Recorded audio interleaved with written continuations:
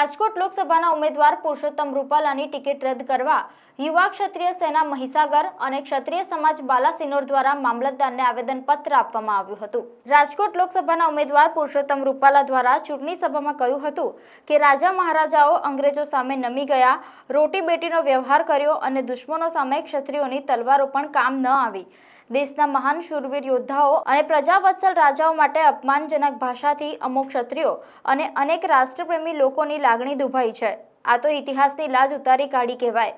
પુરુષોત્તમ રૂપાલાનું સભ્યપદ ઉમેદવારી પદ રદ થાય તેવી હાલ પૂરતી માંગણી છે, જેને લઈ રાજકોટ લોકસભાના ઉમેદવાર પુરુષોત્તમ રૂપાલાની ટિકિટ રદ કરવા યુવા ક્ષત્રિય સેના મહીસાગર અને ક્ષત્રિય સમાજ બાલાસિનોર દ્વારા મામલતદારને આવેદનપત્ર આપવામાં આવ્યું હતું, જેમાં સમસ્ત બાલાસિનોર ક્ષત્રિય સમાજના આગેવાનો મોટી સંખ્યામાં જોડાયા હતા, જેનું આયોજન યુવા ક્ષત્રિય સેના મહીસાગર જિલ્લા પ્રમુખ હિતેન્દ્રસિંહ દ્વારા કરવામાં આવ્યું હતું।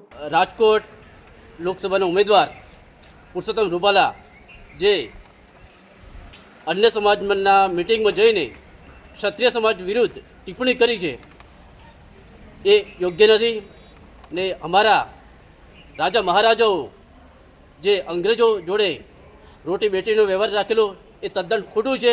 એ ઇતિહાસ જાણતા નથી। હંમેશા ઇતિહાસ જાણો પછી જ તમે બોલો। જો આવો ઇતિહાસ ના જાણતા હોય તો તમારે આ સ્પીચ આપવાની કોઈ જરૂર નથી। અને આવા નેતાઓને અમે એટલા માટે આવેદનપત્ર આપ્યું છે કે તાત્કાલિક ધોરણે ભાજપ સરકાર આ ટિકિટ રદ કરે, નહીં તો ઓલ ઓવર હિન્દુસ્તાનના ભારત દેશના ક્ષત્રિયો તેમના વિરુદ્ધ મતદાન કરશે। એના અનુસંધાને બાલાસિનોર ક્ષત્રિય સમાજના યુવાનો આજે મામલતદાર સાહેબશ્રીને આવેદનપત્ર આપ્યું છે।